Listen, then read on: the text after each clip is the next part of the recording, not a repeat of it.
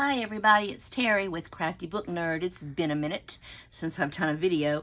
I'm actually just now getting around to doing what I read in April of 2024. Sorry it's so late, but as they say, better late than never. But first, you know what time it is, time for our quote of the day. And today's quote comes from Proverbs 22, verse 1. Choose a good reputation over great riches.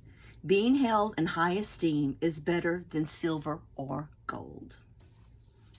So I had a really good month for April. I managed to read 8 books. I have 2 of the physical books here with me, and then the others I either had to turn back into the library, they were audio, or they were ebooks. So let's get into it with the first book I read for the month of April. The first book I completed was a magical story. That was The Book of Doors by Garth Brown.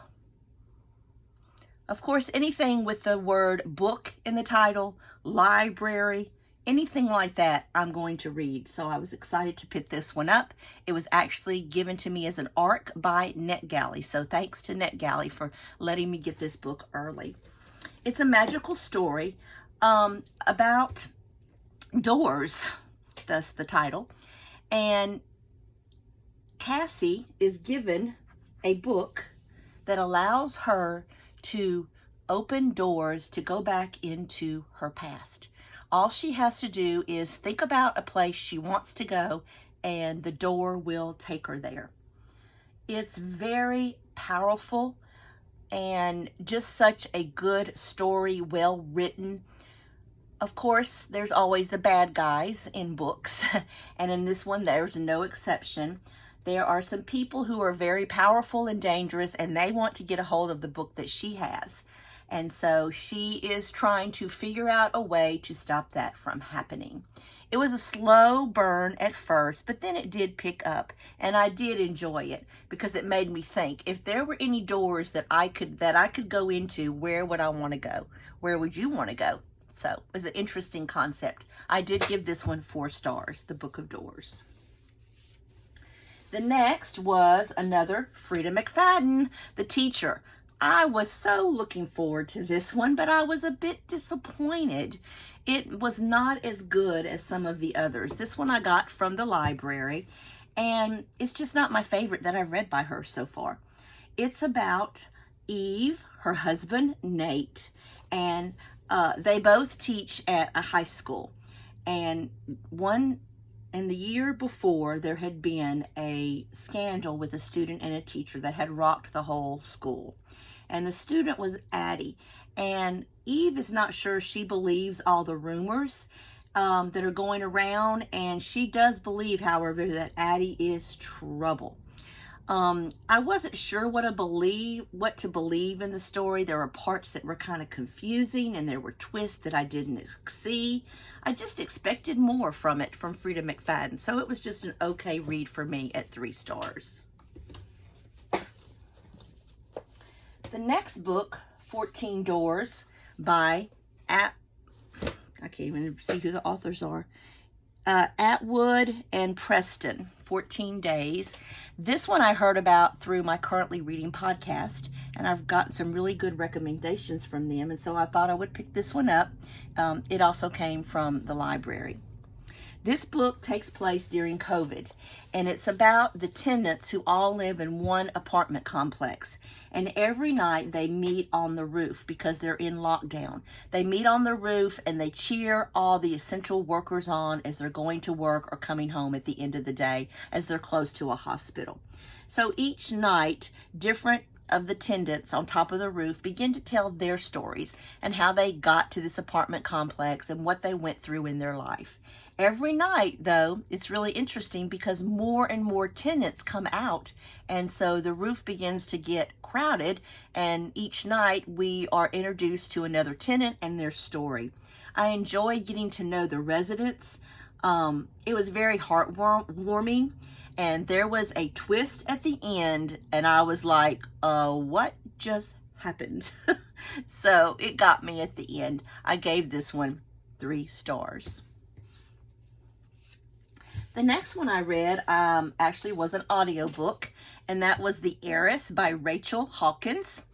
And this one was a 2024 new release, and I did listen to this in audio, and it was very good. The characters' voices in audio were all different, and it really helped you keep track of the story because there are 3 different points of view that we get in this story, so having the different voices was a big help with that. It's a story about Ruby, and Ruby is very, very rich. And she dies and leaves everything to her son, Camden, who doesn't want it. He doesn't want any part of her riches. Ruby was kidnapped as a child, and that plays into the story. She had 4 husbands, and we get a glimpse of her relationship with her husbands through letters that she writes to Camden. And Camden's wife, Jules, she wants the money.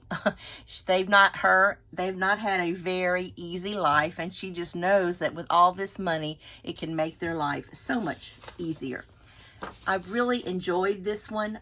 It was just really good. There were lots of secrets revealed about the different characters. The ending was definitely unexpected, and I really enjoyed it, and I gave this one 5 stars. It was a good one, The Heiress, and I do recommend the audiobook on this one. The next one was a book of the month, and that was First Lie Wins by Ashley Elston. Our main character in this book is Eva Porter. She's a Southern girl, but she doesn't exist. She's given a new identity every time she starts a new job. Her boss is Mr. Smith. Her current job involves a man named Mark Ryan Summer. The problem with her current job is that she is getting a little bit too chummy with Mark, and she should not be getting as involved as she is. But she knows that she can't mess up this time like the last time. Things start to spiral out of control, and as we get deeper into what's going on, we start to find out some things. It was slow at first, but it was slow because there was a lot of groundwork to lay for this book. The second half of the book picked up quickly. There were some parts I didn't quite figure out, but there was a surprise I didn't see coming. It was a solid 3-star for me, and that's First Lie Wins. The next book, another Freida McFadden book, The Perfect Son. I'll start off by saying I enjoyed this one more than I enjoyed The Teacher. This was a backlist of Freida McFadden, and she is an author I want to read to zero. This is about Erica, who has the perfect life with her husband and her son and her daughter. Her husband is Liam, and her daughter is Hannah. A high school girl has vanished, and just so happens that the high school girl was a friend of Liam's. So the detectives began to question her son because he was the last one to see her alive. Erica knows that there's something dark about Liam, but she doesn't want to believe that he's guilty. It's very fast-paced. It doesn't go where you think it's going to go. As we learn more about Liam and the family, we are given a lot of breadcrumbs to help us figure out who done it. I thought I had it figured out, but I was surprised at the end, and the end left me wondering about Liam. So it was good, good, good. It was a 4-star for me, The Perfect Son.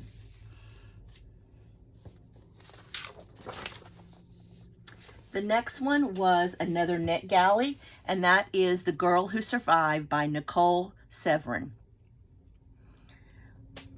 This is book 1 of the Lee Brody FBI Mystery Series. And once again, thanks to NetGalley for giving me an advanced copy of this book. Our main character is Lee Brody, and she returns home after a body is found because 20 years prior, her brother Troy was murdered.